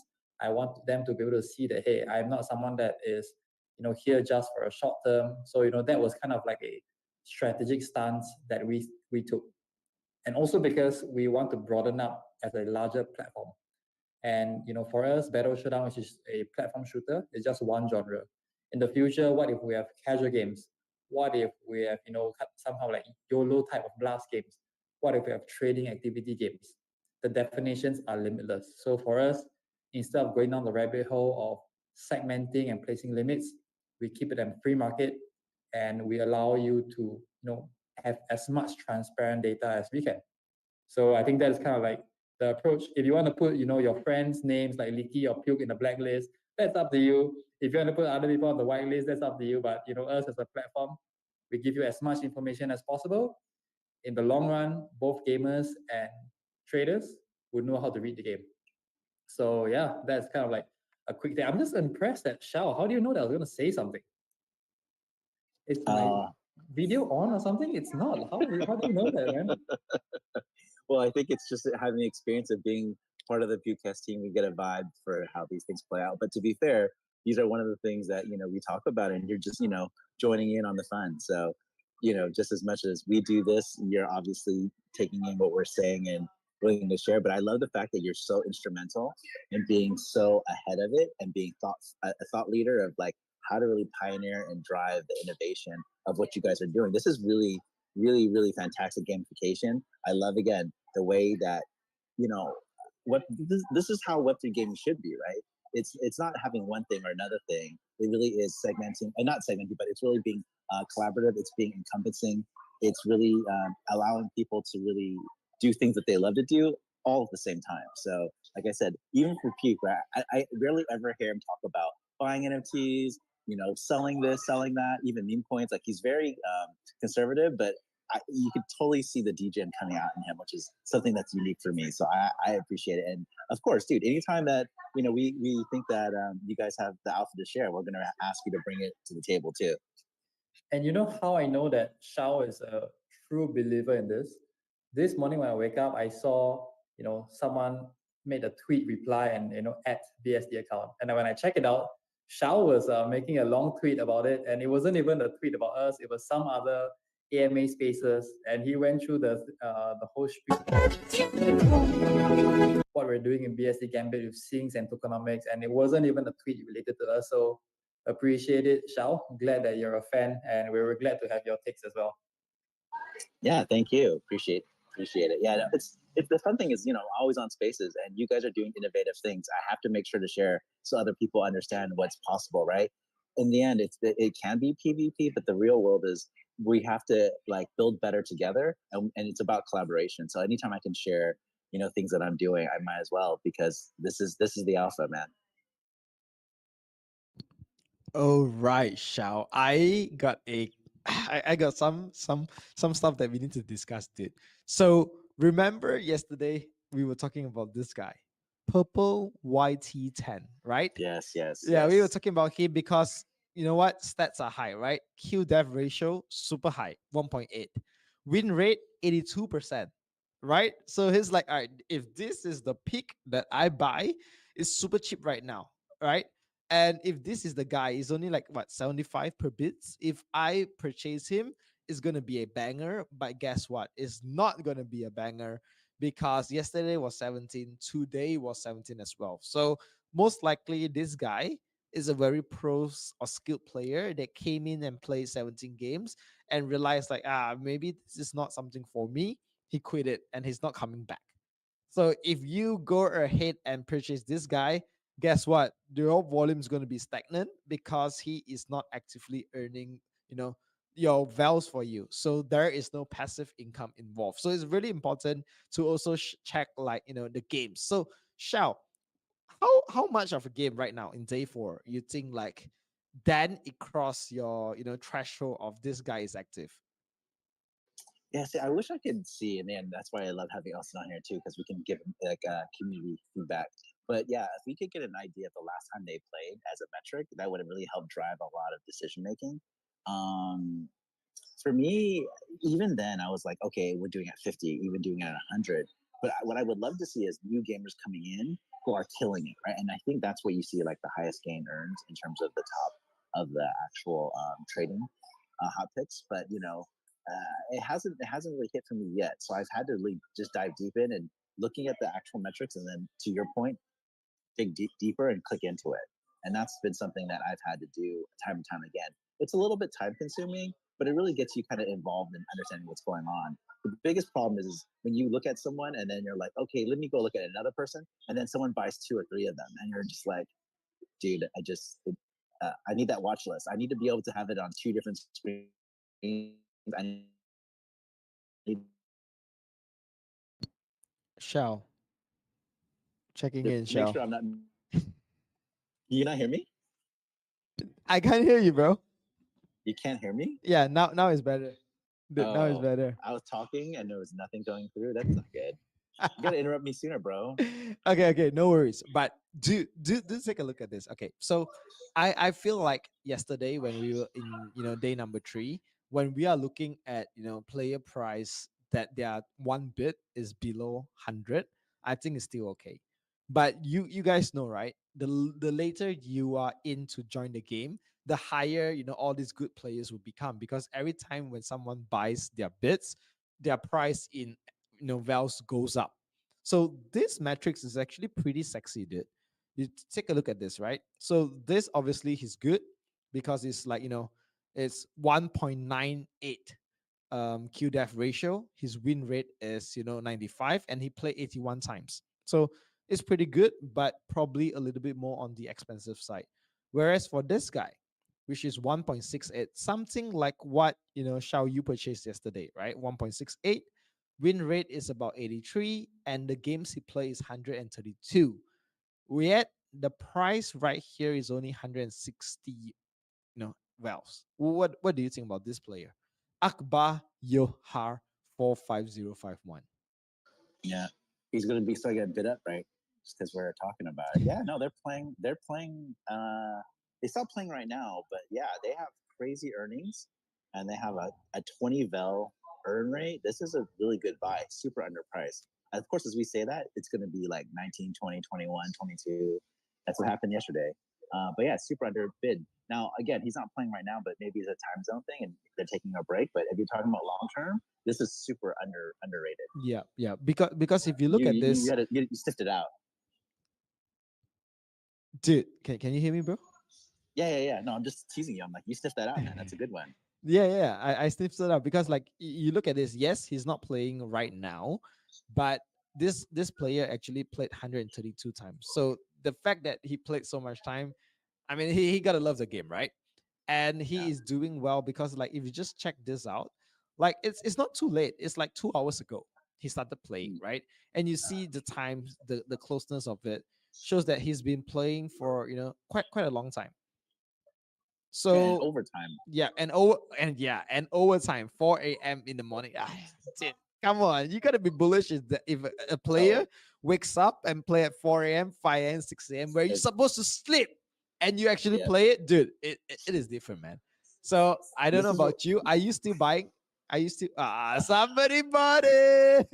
See, I just what I'm telling you. I knew it. That's what I was saying. I was like, you when you we do this, I actually was thinking about buying it, but I don't want to get distracted. You know what I mean? Yeah, I can but still buy it, but yeah, this is a good one. You yeah, know what? this is a good one. I'm buying it now. Hurry up, Shao, hurry up, I hurry up. know. You're gonna have to be max gas this, man. What are you doing to me? Yeah, max gas, bro. Send it, bro. All Dude, right. what are you Bit. talking about? Max gas is base, bro. It's not like Eve I that you know. pay extra gas, I bro. know. I know. But I don't see. It didn't even go through. Did it go through? I have to go look. Okay. Okay. So like this is pretty good. Let's find more hidden gems, bro.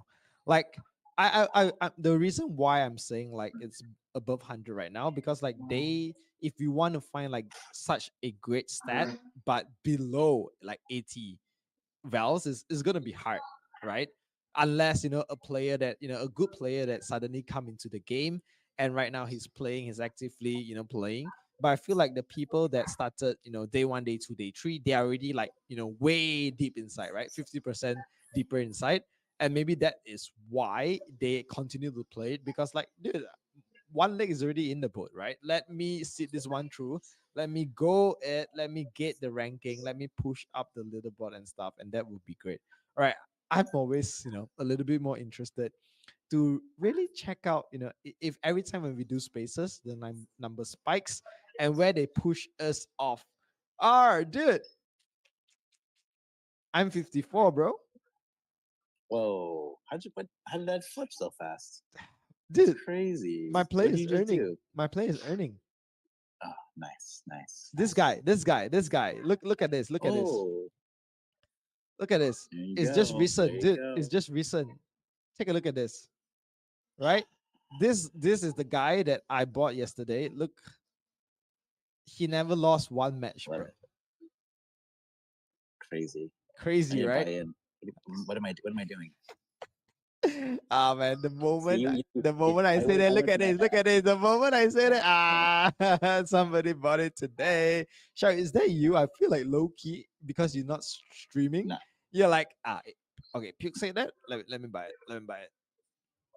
Oh no, I think that's our community. I just bought the one you just talked about. Okay, It did okay. go through. No, I'm super excited. No, but this is the crazy part though, right? You're nailing so many things on the head. So in the analytics world, right? It's called statistical significance. I think 100 games is statistically significant for day four. Anything underneath, you might, Yep, it yep, yep, might be an anomaly, and then you're looking at trending. yep. If you look at the trending of how they're performing, 100%. So you're nailing it. No, the best thing I, about this is like if you look at the player history and you realize that all right, each 4 days they are playing it, then you know for a fact like this guy's gonna grind it out till the competition ends and maybe after the competition, right? Because guys, the competition is only for the cash, the giveaway, which is 50,000 giveaway, right? But the players still continue to earn for you. So do not get sideways in terms of no, I'm not on the 50 leaderboard. I can't get the prizes and stuff. Do not worry you want to about scroll? that because like if Do you you want? get a good purchase, the game continues. They play. It's a never ending cycle, bro. Well, Elson nailed it from the get go, right? If you get the right ones, you just huddle and they'll take care of you. This is such a unique again gaming experience that I can't really explain because I don't think there's anything like it. But go look up higher. Who's up there? Oh, uh who is this pink teddy bear? Who is this guy? Derek Kwan, number 8, hearing to Mr. Puke's advice and then cutting him on live stream. Oh, this guy. Dude, when you ape just now, how high you ape? You ape like 1 bits or 5 bits? no, just one. I didn't have Bro, enough come because on. uh, Do better, bro. Like guys, if you believe in something, buy five have bits. had a Like wine conviction. bits. Yeah. Where's your conviction, dude? Where's the conviction? If I could afford, 10 more kid mansers, I would. Okay. Dude, I want 20 Kid Mancer, bro. I want 20. I honestly, I want 20 Kid Mancer, 20 Asherland. This one you Right? got it. Yeah. But Yeah. who is this? Who is this real F? Yeah. Real F came out of nowhere. Real F came out of nowhere, bro. Yeah, they've been building up for the past couple of days. Give me 1 second. I have a little one here bugging me for something. I'll let you take over for 1 second. Yep. Got it, bro. Got it, bro. So if you are looking at this player, let's see his last. So he actually did. This guy is crazy, man. He actually just started today, right? Which is 6 p.m. my time, 28, and he has been crashing it out. So if you guys purchase this guy on the get go on the earlier part of the day, which is 6 p.m., even before the spaces start, this will be a crazy hit for you. Win rate 81%, QDEF ratio 1.6, earn rate 20. Shall you back? Yeah. That no. Which profile is this? Real F or is Bro, this yeah, someone else? bro, this is real Oh, F. out And of nowhere, man. Out of nowhere, just smashing it. Look at this guy. today, so he created an account today, played it at 5:54, and has been smashing it to the leaderboard number one. So it means that, dude, if you're late and you're just tuning in on today, you still can get the 50,000 giveaway. You are in the run for it because you can trend, come in and trend. Like, look at real F, man. This guy is killer. Yeah, dude. So I don't know if you saw the metrics, but he earned 17,000 bells himself. 17,700. He's almost gonna hit 18,000 in a bit. So he's definitely killing it at the next level. So no, shout out to this guy. This is where it's at, right? You're never too late. Yeah, dude. He grinds more, and then gotta cash out. He can cash out. Right now, I love it because like match earning, you could see like the top one player, how much he's earning in terms of USD, and also like the trader, right? So this guy, he was number one yesterday. Obviously, Mark Lazaro NFT cut him a little bit. So the top trader right now is earning 1.2k USD, and for gamer it is 2.3, almost 2.4. So this is a good way, if you guys miss out a lot of whitelists, there's no whitelist making money for you right now. This is probably a chance, man. And but look at that number four. That was the guy we called out yesterday. That's under bid, and he's at number four. So we've got some good vibes. Maybe this is what we do on the side, puke. This is the side hustle, right? Do you It's sell it? it's fun at least. It's fun at least. Do you Which one? sell it? No, I didn't sell. Well, I didn't get to buy Emilio because remember, by the time we were getting into it, two people had bought over and it jumped it up like 50, 60 over. And I was like, oh, that's not, now he's not underpriced anymore. He's priced just right. So I think you hit over 300. So I was just like, He's not underpriced anymore. He priced just not right. even, not even close. So it's not for us anymore, bro. We are the guys that come in and like, all right, this is a fresh pick. This is a good pick. This is the one that you want to get. 100%, 100%. But it's always a good thing, right? Like when you able to find that player and then you double down. Like just imagine if I go with that guy that is helping me to earn and I double down like 10 bits. It makes a huge difference, bro. No, you're right. It's leveraging. You're stacking. It's how do you DCA out without like smashing it? You know what I mean? So I don't know. You're talking about smashing. I just want to smash you, bro. Okay. Too much No, for the too much, bro. I'm sorry. To your point, though, no, to your point, if you go 5 or 10 in on a player that's earning you bells, then yeah, it's 100%. In terms of trading, that's when it gets a little bit more cautious, right? So I agree with you. If you have huge conviction on someone, yeah, go ahead and buy more without a doubt because they'll earn you a higher bells. You'll be harder. You'll have a larger rev share of that of the winnings. Yep. And it's amazing how some people just do well, right? Like this is back to the one that I own. Although the kill death ratio isn't great, the win rate isn't great, but the numbers of game he plays is great. So like in terms of conviction or even like how addicted he is to the game, this guy is on point. So probably he played so much that he's slowly getting better. And you look, just if you just want to compare, right? Like this is like what last 24 hours you're down. This is up. But in terms of stats wise, this is so much better, right? 1.17, this is 1.09.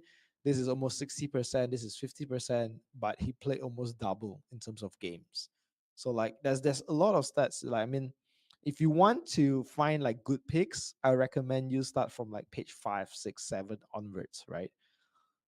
Then that is That's who, that's who good. That's good who's advice. That's this guy? alpha. Who's this guy? Uh, Number okay, yeah. 70, the last page, and Oh, one, two, three, four, five, six. The bottom six. Who's this guy?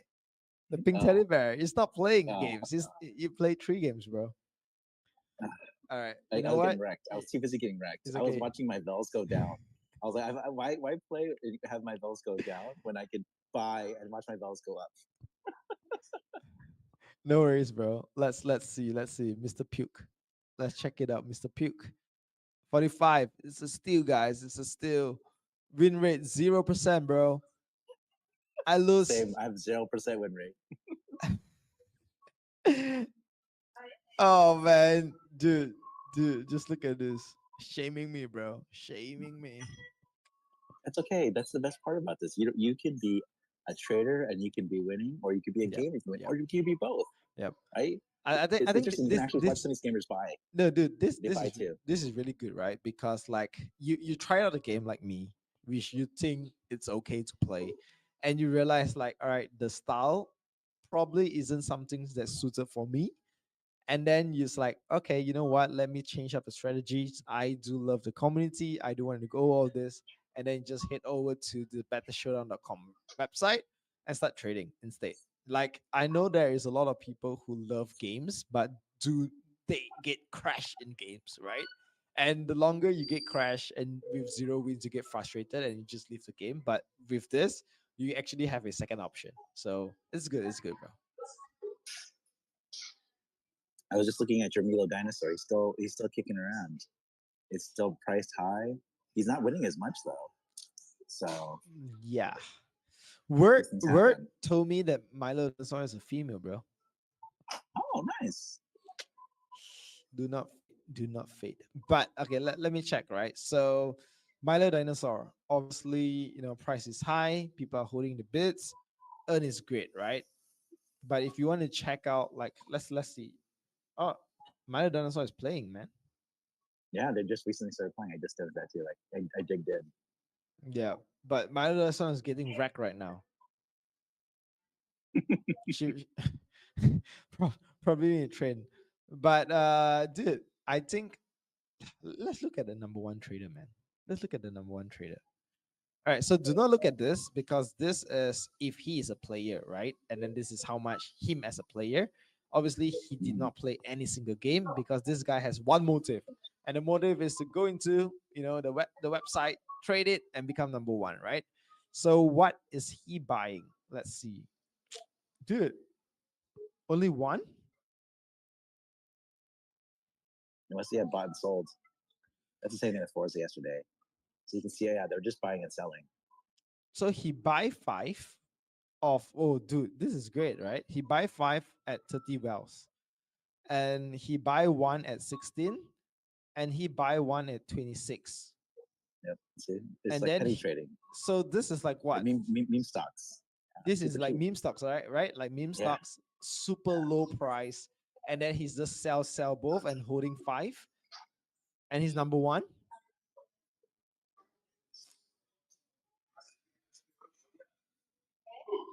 That's some pretty crazy shit. Yep. What's happening, I mean, bro? they don't have to do. They don't have to do too much when they're that high. Right? It's, the next person next to is 1,000. Or no, 400, 500. Yeah. So I don't know. We'll see. The problem is it is close, so they may have to start getting back in the game and start trading more. Yeah. Otherwise, Psycho's going to come out of nowhere and just dominate. Honestly, dude, this is a blast. So, Sha, what are you gonna do? After the live spaces and the live streaming, and what is it that you're gonna do, bro? I'm gonna keep watching it, man. I just like I like watching my Vel stack. It's a good feeling. This is the opposite of how I look at my NFT portfolio and watch it keep dipping. Definitely. So, Shao, I'm not too sure if I have the time because I'm like way out of 50. But for you, it's going to be till 8 p.m., right? But I know you are going to be out. But I do hope you maintain above 50, bro. At least, like, if you drop down a little bit, just sell everything you got to make yourself up before the competition end. Because then, at least, dude, at least one of us actually got the cash, the prizes, all right? Yep. You know what? When you say that, let me see what happens if I sell something right now, and let's see if it pushes me up a little higher. Let's do a little tasting. I might take a little loss, but I'll take it. I want to see if it moves. Okay, who do not sell the hot pick that we picked just now, bro. Oh, I'm not selling kidding. You're kidding me. No, All right, I'm do just gonna not hold. sell I'm the just hot gonna pick hold. just now. Like the one that you just Okay. purchased. Do not sell it because Yes. I do want to see like how much the one that we pick actually makes you earn. Does Yeah. okay. All right. I'll wait. Then I'm not gonna sell. I can't. My other two are Kid Manzer and Usman, and they're both in the top leaderboard. They're top earners. All You gotta right. see. This is it. This is it, guys. So guys, I think we time's up. This is the last segment of the show. If you have been tuning in from day 1, day 2, day 3, day 4, congratulations because you are in with us in the journey. And shout out to Shao for streaming everywhere you go. Show me around, man. Turn a little bit of the camera. I just want to see where you are at. Where is this nice place? Yes, Shao is giving us a tour. Is this a hotel lobby? Yeah, it's the lobby. It's too early, man. They don't let you in. They're like, if you want to spend $100, you know, then you can come in early and check in early. I'm like, oh, I'm good. I'll just put my hand on the wall. No. Dude, you can, but it's like, hold on, because right now I'm actually earning passive income from this platform called Gambit. And I probably could give you, but you need to wait a little bit because my player is sleeping right now, and he's not playing the game. He's not winning. So when he wakes up and he play the game, he start earning. Then I will pay you. But by the time we are already inside the hotel anyway, so yeah, forget about Right? that, right? Exactly. No, you literally read my mind. If I was able to read Elston's mind, you just read my mind. So I just love the chemistry, 100%. Are we going to hear Elston before we get off? I need to hear Elston before I we set am up. here. You Before read my days. mind again, man. I literally just walked in back to the room and I heard my name. I saw the hotel lobby tour, and just when you were saying you had to pay another $100, I was gonna make a comment that you need to get your gamer to play harder, and Puke read my mind. So I think, guys, I'm joining the show. We appreciate I you. don't know what's happening, but it feels like it's like a gambang happening, man.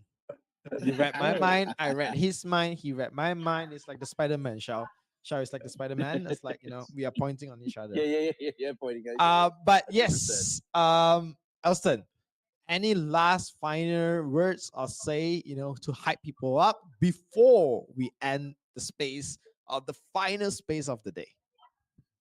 No, I think it feels like day one. I still remember the first ever spaces that we did together with Shah, with Phil, and now, thinking that we've done it over 4 days in 3 different locations, it feels kind of surreal. But I think the overall support that we've been seeing and the engagement that we've been seeing has been super encouraging, both in terms of the turnout on the spaces, the turnout of everything that's happening from the gamers and traders. Yesterday's event, some of the traders came down in person. The gamers definitely came down as well. We had Base, we had AWS there, we had Hassan, the head of APEC Coinbase, trying the platform, and telling us about what could possibly happen between the both of us. They invited us down for base camp in the US. So I think a lot of stuff that can will slowly be announced over the next few months. For everyone else, listening on the spaces, I think we have roughly another 10 hours before the 50K tournament concludes. So if you want to try your hands at the platform, participate in the prize pool, win a jumbo phone, wouldn't say much. Check out the pin tweet. All the information is there. Want to thank the whole team and also the whole Pukecast team as well. Shao, Maeve, Puke yourself, and a lot more folks. I think this was super, super fun. And yeah, we will be back. Whatever you saw this campaign was just with one game. The dynamics of me buying Shao's bits. He's just playing one game. But imagine when there are 20, 30, 40 different games. I can, buy a bit of Shao and his involvement in my game this week. The next 2 weeks, he plays the next 5 games. The next 3 weeks, he plays the next 8 games. And being that centralized platform makes it so much more to have this value of longevity, right? I'm buying Shao's bits not of a one-off action, but of his longevity in gaming, right? And maybe Shao is not the best player in FPS game. When a casual game comes up, that's his time to shine. When an MMORPG game come out, that's his time to shine. Even as me as a trader that protects my interests, I know that this is something that can play to his strengths, and maybe my trading strategy would differ. If it's a MMORPG game and I know Shao was killing at it, that's where I would change up my trading strategy. So I think this really opens up the different dynamics. And I shared this afternoon, we just had an integration call with a very, very exciting game, which I would say the gameplay is very different from Battle Showdown. It's definitely a lot more financial driven. So I think even how we do spaces, how we do commentaries for that will be very, very exciting. So yeah, I think big shout out to the team, both the Puke team, the BSD team, and we look forward to wrapping up the campaign in the next 10 hours. We'll definitely be doing a lot of post-campaign content, doing the leaderboard and tournament prizes flow, where we pushing out a video compilation and tweet compilation of everything that's happened over the last 4 days. So I think, lots to be excited for. And if this is the first time you're hearing from us, it wouldn't be the last.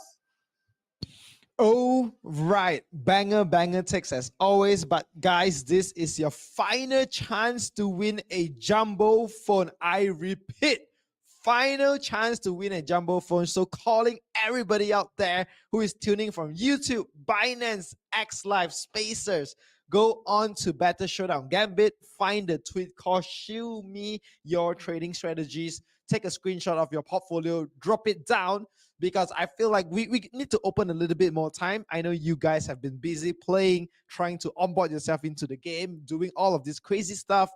But do not forget to join this, because this will be the last jumbo phone that we will be giving out on Spaces, as the 4 days has already ended. And you was like, what the heck has just happened? I just joined in for the last 5 minutes. Do not worry, because every Spaces is recorded.